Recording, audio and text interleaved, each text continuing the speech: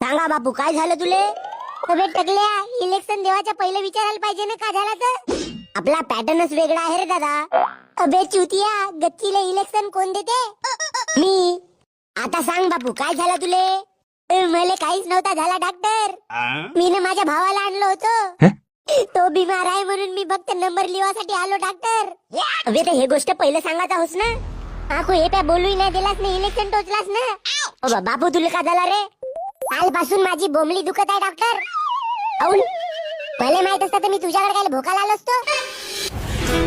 बापू police, आज माझ्या हातातून हा पुन्हा भागून गेला. भागून गेला? हो, स्वतःले डॉक्टर समजणारा पागलखान्यातला पागल होता हा. मंगल भावानया मंगल